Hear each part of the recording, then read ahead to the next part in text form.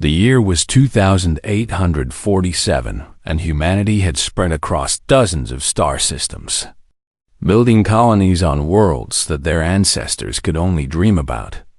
The frontier world called Haven's Rest was one such place. A beautiful planet with rolling green hills and forests that stretched beyond the horizon. Twin moons hung in the sky each night, and the air smelled of pine and wild flowers. In a small farming settlement on this distant world lived a man named Daniel Shaw. He was 43 years old, with gray streaks in his dark hair and kind eyes that had seen too much suffering. Once he had been a military medic serving on warships that traveled between the stars. He had saved hundreds of lives during the great conflicts, and he had also watched many people die despite his best efforts. Those memories haunted him still. 5 years ago, he had left that life behind and come to Haven's Rest, seeking peace. He built a small farmhouse with his own hands and planted wheat and corn and apple trees. The work was simple and honest, and it helped him sleep at night. His neighbors respected him and often came to him when they were sick or injured, because old habits died hard, and Daniel could never turn away someone in need. On this particular autumn evening, the twin moons had just risen over the eastern mountains. Daniel sat on his porch drinking coffee and watching the stars appear one by one in the darkening sky. The settlement was quiet and peaceful, with only the sounds of crickets and the distant laughter of children playing before bedtime. Then something streaked across the sky. It was not a shooting star. It was too large and too slow, and it burned with a strange copper light that Daniel had never seen before. The object disappeared behind the tree line to the north, and moments later a tremendous crash shook the ground beneath his feet. Birds exploded from the forest in a panic, and somewhere a dog began to bark frantically. Daniel was on his feet before he even made a conscious decision.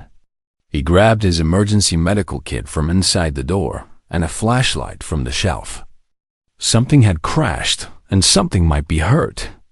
That was all he needed to know. He ran toward the forest. The night air was cool against his face as he pushed through the underbrush. Following the path of broken branches and scorched vegetation was easy even in the darkness. Whatever had fallen had carved a trail of destruction through the ancient trees. The smell of burning wood and something else filled his nostrils. Something unfamiliar and strangely metallic. After 15 minutes of hard running, Daniel emerged into a clearing that had not existed an hour ago. Trees lay scattered like matchsticks, and the ground was torn and blackened. His flashlight beam swept across the devastation until it landed on something that made him freeze in place. A creature lay in the center of the destruction. It was enormous, at least 30 feet long from its head to the tip of its tail.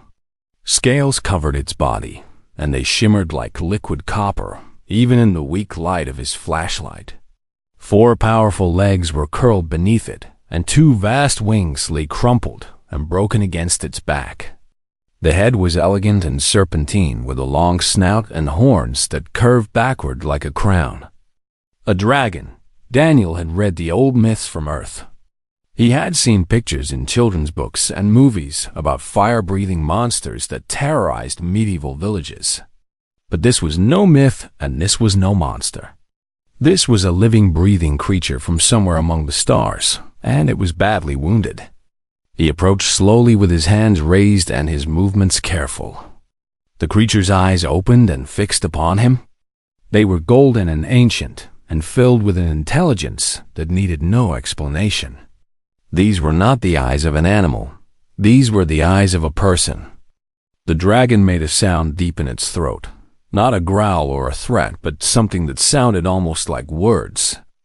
A device embedded in the scales near its ear flickered with blue light, and suddenly Daniel could understand. "Human," the dragon said, and her voice was female and filled with pain. "I have found you at last." Daniel stopped 10 feet away. His heart was pounding, but his hands were steady. Years of medical training had taught him to remain calm in crisis. "I am Daniel," he said simply. "You are hurt. Let me help you. The dragon made a sound that might have been a bitter laugh. My wounds are beyond help, human. I am dying, and I have accepted this. But I did not come here for myself. She shifted her massive body, and Daniel saw what she had been protecting. Clutched against her chest was a bundle, roughly the size of a basketball. It was an egg. The shell was a beautiful swirl of copper and gold, but even in the dim light, Daniel could see the cracks running across its surface. Something was wrong with it. My daughter, the dragon whispered. She's all that remains of my world. The machines came and burned everything. My mate, my other children, my entire species reduced to scattered refugees fleeing across the galaxy. I escaped with this one egg, but the radiation damaged her shell. She's dying inside, and I cannot save her. Tears fell from those ancient golden eyes, and they sizzled when they hit the ground. I have heard stories of humans, she continued. Stories that spread from star to star. They say your kind will help anyone, even your enemies. They say you have a weakness for compassion that other species do not understand. I did not believe these stories at first. What creature would risk itself for strangers? But I had nowhere else to go and nothing else to try. She pushed the egg toward him with her snout. Please, she begged. I am Sarathiel of the Draconth, and I am asking you to save my daughter. I know nothing of your medicine, and you know nothing of my kind. I know this is impossible, but I have heard that humans attempt impossible things. Is this true? Daniel looked at the egg, and then at the dying mother. He thought about all the lives he had failed to save during the wars. He thought about the emptiness that still lived in his chest. He thought about turning around and walking away because this was not his problem and not his responsibility. Then he knelt down and gently lifted the egg into his arms. I do not know if I can save her, he said honestly, but I promise you that I will try everything within my power. I will not give up. Sarathiel closed her eyes, and a shudder of relief passed through her massive body. Thank you, human, she whispered. Thank you, Daniel Shaw. Perhaps the stories about your kind are true after all. Daniel held the egg against his chest and felt the faint pulse of life within. It was weak and growing weaker, but it was there. He looked up at the twin moons hanging in the sky and made a silent promise to whatever gods might be listening. He would save this child or die trying. That was simply who was. Daniel carried the egg back through the forest with careful steps. The weight of it surprised him because it was heavier than it looked and warm against his chest like a living heartbeat. Behind him he could hear Sarathiel dragging herself through the undergrowth. She was too weak to fly and too stubborn to stay behind. The settlement was awake when they emerged from the trees. Lights blazed in windows, and people stood in their doorways, staring at the impossible sight before them. A man carrying a glowing egg, and behind him a creature from mythology. Children hid behind their parents, and dogs barked at the strange smell. Daniel did not stop to explain. There was no time. Maria? He shouted toward the house at the end of the main road. I need you now. A woman appeared in the doorway. She was tall with dark skin and intelligent eyes that took in the situation immediately. Maria Shaw was a xenobiologist who had spent 20 years studying alien life forms across the galaxy. She had seen things that would make most people faint, but even she paused for a moment when she saw the dragon. Inside the barn. We need space and we need equipment. Maria nodded and ran ahead to prepare. She asked no questions because she trusted her husband completely. They had been married for 15 years, and she knew that look in his eyes. Something was dying, and Daniel intended to save it. The community barn was the largest building in the settlement. During harvest season it stored grain and equipment, but now it was mostly empty. Maria began setting up portable medical scanners and diagnostic tools while Daniel placed the egg on a table covered with soft blankets. Sarathiel collapsed in the corner of the barn. Her breathing was ragged and her scales had lost some of their shine, but her eyes never left the egg. Tell me everything, Daniel said to her. Everything about Draconth biology and everything about how your eggs develop. I need to understand what is happening. The dragon spoke for nearly an hour. She explained that Draconth eggs needed specific temperatures and specific mineral compounds to grow properly. The shell was not just protection, but also a living membrane that fed nutrients to the embryo inside. Radiation had damaged this membrane, and now it could not absorb what the baby needed to survive. Maria listened carefully and took notes on her tablet. Her scientific mind was already racing through possibilities. The shell needs to repair itself, she said, but it cannot do that without the right building blocks. What minerals does it need? Sarathy listed compounds that Maria had never heard of, elements that did not exist on Haven's Rest and could not be found anywhere in this star system. The situation seemed hopeless, but Daniel refused to accept that. Samuel, he said suddenly. We need Samuel Price. Within an hour, old Samuel Price arrived at the barn.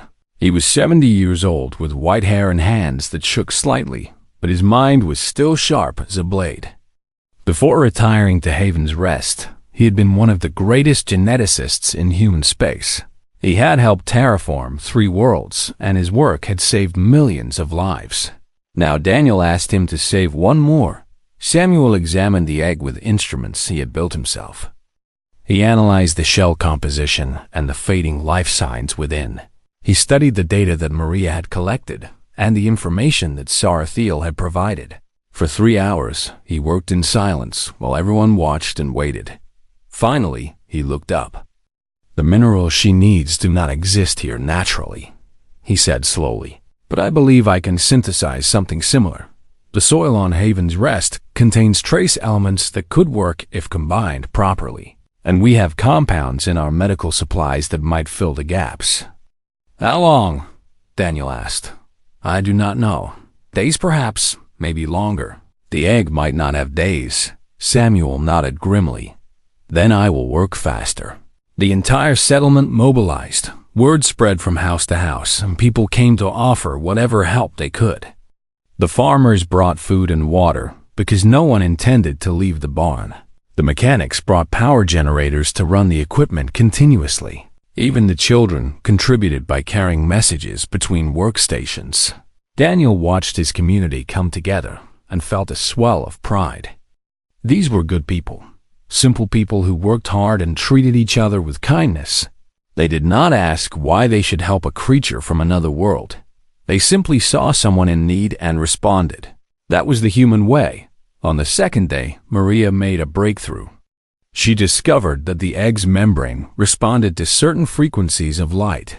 By adjusting the wavelengths, she could slow the degradation and buy them more time. It was not a cure, but it was hope. Samuel worked without sleep. His old hands moved with precision that belied his age as he mixed compounds and tested combinations. Failure after failure did not discourage him.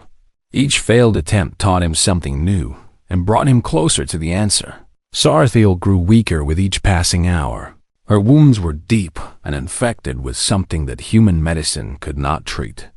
She refused to let anyone examine her because every moment spent on her was a moment not spent on her daughter. On the second night, Daniel sat beside her while the others rested briefly. The barn was quiet except for the hum of machines and the soft glow of instruments monitoring the egg. Why do you do this? Sarathiel asked weakly. You do not know me. You owe me nothing. My people and your people have never even met before. Why do you risk so much for a stranger? Daniel was quiet for a long moment. I had a daughter once, he finally said. Her name was Grace, and she was 4 years old when she died. A fever took her in the night, and I could not save her. I was a medic who had saved hundreds of soldiers, but I could not save my own child. Sarathiel made a soft sound of understanding. That pain never goes away, Daniel continued. It lives inside you like a wound that will not heal, but I learned something from that pain. I learned that every life matters. Every child deserves a chance. Your daughter is not my daughter, but she is still a daughter. She is still precious and still worth fighting for. The dragon lowered her great head until it rested near Daniel's knee. "You are a good creature, Daniel Shaw," she whispered. "Perhaps the best I have ever known." Daniel gently placed his hand on her snout. "Just rest now," he said softly. "We are going to save your daughter, I promise." Outside, the twin moons continued their silent journey across the sky, and somewhere in the darkness, between stars, the fate of entire civilizations hung in the balance, waiting to see what one small settlement of humans would do next. The third day dawned gray and cold, with clouds covering the twin moons and a chill wind blowing down from the northern mountains. Inside the barn, the air was warm and thick with tension. Every person in the settlement had gathered to watch and wait and pray in whatever way they knew how. Samuel Price had not slept in 50 hours. His hands trembled more than usual, and his eyes were red with exhaustion, but his voice was steady when he finally spoke. "I think I have it," he said. The compound he had created was a pale golden liquid that shimmered in the light. It contained minerals from the local soil and elements from human medical supplies and something else that Samuel had discovered by accident in the middle of the night. A protein found in human tears that had similar properties to a compound that Draconth eggs needed. Maria Shaw had cried from exhaustion at 3 in the morning, and her tears had fallen onto a sample she was analyzing. The reaction had been immediate and unexpected. Human tears contained something that could help repair the damaged membrane. It was strange and beautiful and perfectly impossible. "We need to apply this directly to the shell," Samuel explained. "The membrane should absorb it and begin repairing itself. But I do not know how long it will take or if it will work at all. This is completely untested." Daniel looked at Sarathiel. The dragon had barely moved in hours. Her breathing was shallow, and her scales turned dull. She was fading faster than anyone wanted to admit. "Do it," she whispered. "There is nothing left to lose." Samuel approached the egg with reverence. His old hands held a small brush coated with the golden compound. Everyone in the barn held their breath as he began to apply it carefully to the cracked shell. The liquid seeped into the fractures and spread across the surface like morning dew. For several minutes, nothing happened. The life signs inside the egg remained weak and flickering. Daniel felt his heart sink as hope began to fade. Then the egg began to glow. It started as a faint shimmer along the cracks, but it quickly spread across the entire shell. The copper and gold colors deepened and pulsed with light that seemed to come from within. The monitoring equipment showed the life signs stabilizing and then growing stronger. Maria gasped and covered her mouth with her hands. Samuel stumbled backward and sat down heavily on a crate. The gathered crowd began to murmur with excitement and disbelief. "It is working," Daniel said. "Samuel, it is working." The old geneticist laughed and tears streamed down his weathered face. All those hours of work and failure had led to this moment. He had done the impossible, but they were not finished yet. Over the next several hours, Daniel and Maria and Samuel took turns applying more of the compound to the egg. The shell continued to repair itself, and the life inside grew stronger with each passing hour. By evening, the cracks had sealed completely, and the egg glowed with a healthy, warm light. The settlement celebrated quietly. People hugged each other and shared food and told stories about what they had witnessed. Even the children understood that something miraculous had happened. They had watched their parents and neighbors work together to save a life, and they would remember this for the rest of their days. But amid the celebration, Daniel sat alone with Sarathiel. The dragon was dying. Her wounds had spread infection through her body, and her strength was almost gone. She had held on just long enough to see her daughter saved. Now she was ready to let go. "Thank you," she said, and her voice was barely a whisper. "You have given me the greatest gift anyone could give. You have given my daughter a chance to live." Daniel held her massive head in his lap. Tears ran down his face and fell onto his scales where they glistened like tiny stars. "I wish I could save you too," he said. You cannot save everyone, Daniel. That is the burden of those who try. But you must not let that stop you from trying. Do you understand? He nodded even though his heart was breaking. There is something I must ask you, Sarathiel continued. Something that has never been asked of a human before. I want you to be my daughter's guardian. I want you to raise her and teach her and protect her until she is old enough to care for herself. Daniel stared at her in shock. I do not know anything about raising a dragon. You know everything that matters. You know kindness and courage and how to love someone who is different from yourself. That is more than most creatures ever learn. She lifted her head with great effort and pressed her snout against his forehead. Daniel felt a warmth flow through him and then a connection that was impossible to describe. It was like a door opening in his mind to reveal a vast universe of memories and emotions that belonged to another being. I am bonding her to you, Sarathiel explained. In the eyes of all Draconth law, you will be her father. You will be responsible for her safety and her education. You will have the authority to speak on her behalf and make decisions for her welfare. No Draconth will ever harm you or refuse you aid, because to do so would be to harm my daughter. I accept, Daniel said without hesitation. I will love her as my own. Sarathiel smiled, and it was a strange expression on her reptilian face, but somehow beautiful. One more thing, she said. I am going to send a message. A final message to all the Draconths who survived the destruction of our world. I am going to tell them what you did. I am going to tell them that humans can be trusted. That your kind are worthy of alliance and friendship. She closed her eyes, and her scales began to pulse with light. Daniel could feel energy building inside her as she gathered the last of her strength. The message erupted from her in a wave that passed through the walls of the barn and streaked upward through the atmosphere and out into the endless void of space. It traveled faster than light carried by technology that humans did not understand. It reached every corner of the galaxy where Draconth survivors had fled. Thousands of dragons received the message simultaneously, and each of them heard the same words. I am Sarathiel, and I am dying, but my daughter lives because of a human named Daniel Shaw. He risked everything for a stranger and asked for nothing in return. The stories about humans are true. They are a species of impossible compassion. Trust them. Help them. Remember them. The message ended and Sarathiel slumped in Daniel's arms. Her breathing slowed and her eyes fluttered open one last time. Take care of her, she whispered. Tell her that her mother loved her more than anything in all the stars. I will, Daniel promised. I swear it. Sarathiel the Dragon Mother closed her eyes and let out a final breath, and then she was gone. Daniel held her for a long time and wept for a stranger who had become something more.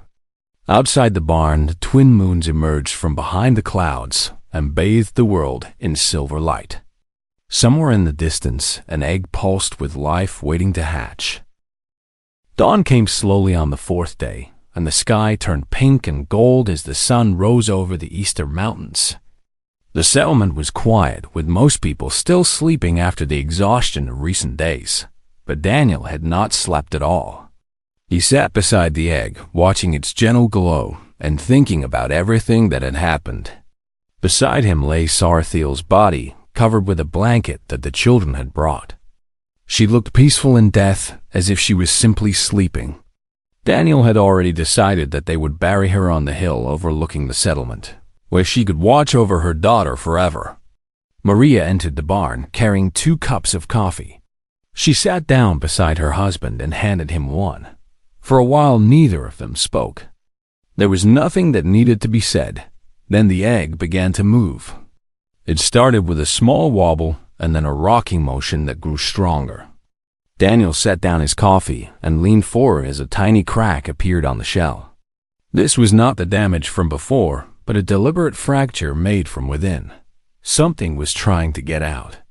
Maria, Daniel said quietly, go get everyone. She is hatching. Within minutes, the barn was filled with people again. They crowded around the table where the egg sat and watched with wide eyes as the cracks spread across the shell.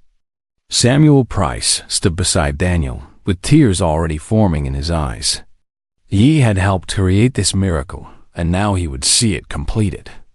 A piece of shell fell away, and a small copper claw emerged. Then another piece broke off, revealing a tiny snout that sniffed the air curiously. The baby dragon was working hard to free herself, and she chirped with effort as she pushed against her confines. Daniel reached out and gently helped remove a large section of shell. The baby's head appeared, and she blinked her golden eyes against the light. She was beautiful. Her scales were the same copper color as her mother's, but softer and more delicate. Her wings were tiny folded things pressed against her back, and her tail was short and stubby. She looked at Daniel and chirped. It was not a sound of fear, but of recognition. The bond that Sorathiel had created connected them in ways that Daniel was only beginning to understand. This tiny creature knew him. She knew he was safe. She knew he was family. "Hello, little one," Daniel whispered. "Welcome to the world." The baby dragon crawled out of the remains of her shell and stumbled toward him. Her legs were unsteady, and she fell twice, but she kept coming until she reached his arms. Daniel lifted her gently, and she nestled against his chest with a contented sound that made everyone in the barn smile. "What will you name her?" Maria asked softly. Daniel thought about Sorathiel and the message she had sent across the stars. He thought about the Draconth word she had used to describe her daughter. "A gift of strangers, Varthin," he said. "Her name is Varthin." The baby dragon chirped as if approving of her name, and then she closed her eyes and fell asleep in his arms. She was exhausted from the effort of hatching, and she felt completely safe with this human who smelled like kindness and warmth. The settlement celebrated the birth with quiet joy. People brought food and flowers and small gifts for the baby. Children took turns looking at her and asking endless questions about dragons and space and whether she would learn to breathe fire. Daniel answered what he could and promised to learn more, but he knew the challenges lay ahead. The Draconth were an ancient and proud species with customs and traditions that humans did not understand. Varthin would need to learn about her heritage and her people. She would need to know where she came from and why her mother had died. Daniel could not teach her these things because he did not know them himself. On the 5th day, the first ship arrived. It descended from the sky in the early morning hours and landed in the field beyond the settlement. The ship was unlike anything humans had built, with elegant curves and scales that seemed almost organic. Daniel watched from his porch with Varthin sleeping in a basket beside him. A dragon emerged from the ship. He was smaller than Sorathiel had been, with dark blue scales and silver eyes. He walked toward the settlement with dignity and purpose and stopped when he saw Daniel. "You are Daniel Shaw," the dragon said. "I am Catharian, and I received the message of Sorathiel. I have come to see if her words were true." Daniel stood slowly. "They were true. I tried to save her, but I could only save her daughter. I am sorry." Catharian looked at him for a long moment. "You have nothing to apologize for, human. You gave Sorathiel hope in her final moments. You gave her daughter life. That is more than any of us dared to hope for." He approached the basket and looked down at the sleeping baby. His expression softened, and he made a low sound in his throat that might have been sorrow or joy or both. "She looks like her mother," he said quietly. "Sorathiel was my cousin. We grew up together on our homeworld before the machines came. I thought I had lost everyone." "You have not," Daniel said. "You have Varthin, and you have us." Catharian looked at him with surprise. "You would welcome us here. You do not even know us," Daniel smiled. "Sorathiel trusted me with her daughter. I think I can trust you with my friendship. We are all strangers at first. That does not mean we have to stay that way." Over the following weeks, more ships arrived. Dragons from across the galaxy came to Haven's Rest, drawn by Sorathiel's message and curious about the humans who had inspired it. They came as refugees seeking shelter, and as diplomats seeking alliance, and as scholars seeking to understand this strange, compassionate species. Daniel welcomed them all. The settlement grew and changed as dragons and humans learned to live together. It was not always easy because their cultures were very different and misunderstandings happened often. But both sides were patient and willing to learn, and slowly trust began to build. Varthin grew quickly, as dragons do. Within weeks, she was the size of a large dog, and within months, she was nearly as big as a horse. She followed Daniel everywhere and watched everything he did with intense curiosity. She learned to speak both Draconth and English, and she loved to play with the human children who had become her friends. Maria became fascinated by Draconth biology and spent hours talking with the dragon scholars who visited. Samuel Price found new purpose working with dragon geneticists to develop medicines that could help both species. The entire settlement transformed from a simple farming community into something new and wonderful. But Daniel knew that the galaxy was watching. Sorathiel's message had not only reached the Draconth, it had spread to other species as well. Empires and federations and hive minds had heard about what happened on Haven's Rest. They were curious about these humans who helped strangers without asking for anything in return. Some were intrigued, some were suspicious, some were afraid. And somewhere in the darkness between stars, the Cathari Dominion was listening too. The machine empire that had destroyed the Draconth homeworld was always listening, always calculating, always planning. They had noticed the alliance forming between dragons and humans, and they did not like what they saw. War was coming. Daniel could feel it in his bones the way he had felt it during his years as a military medic. The peace of Haven's Rest was fragile and temporary. Sooner or later, someone would try to shatter it, but that was a problem for another day. Tonight, Daniel sat on his porch with Varthin curled beside him and watched the twin moons rise over the mountains. His community was safe, and his daughter was healthy, and tomorrow held more hope than fear. For now, that was enough. 1 year had passed since Sorathiel crashed into the forest of Haven's Rest, and everything had changed. The small farming settlement had become the most famous place in the galaxy.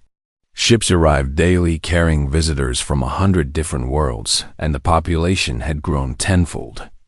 What was once a quiet community of wheat fields and apple orchards was now a thriving center of interspecies cooperation.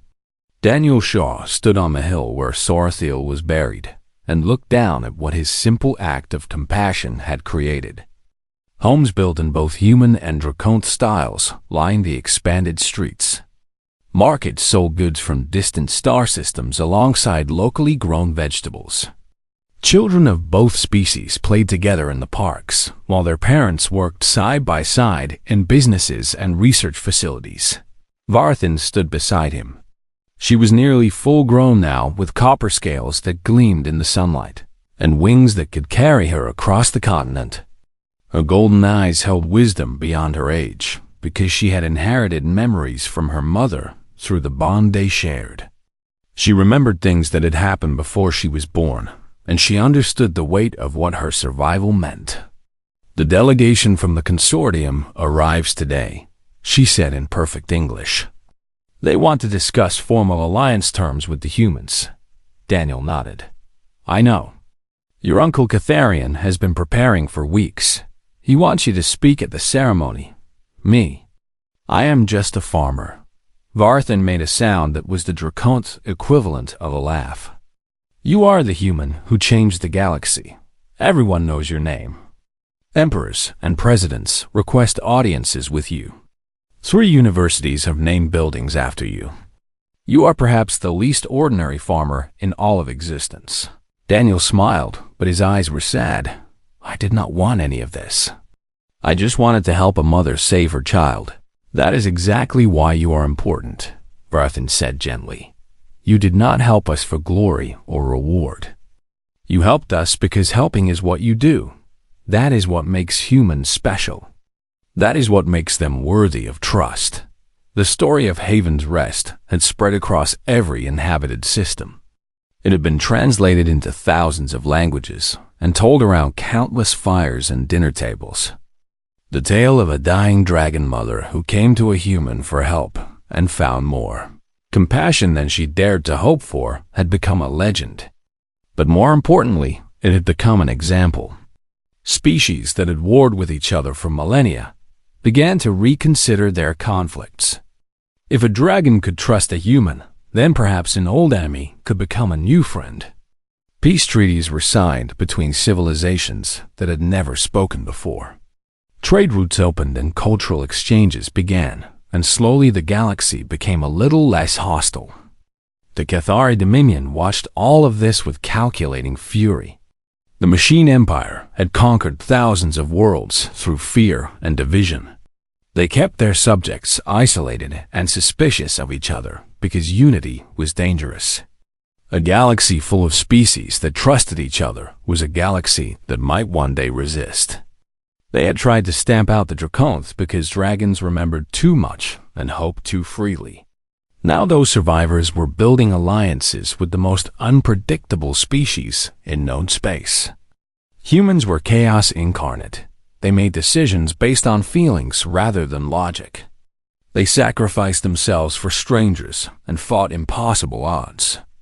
They were everything the Cathari did not understand, and they were growing stronger.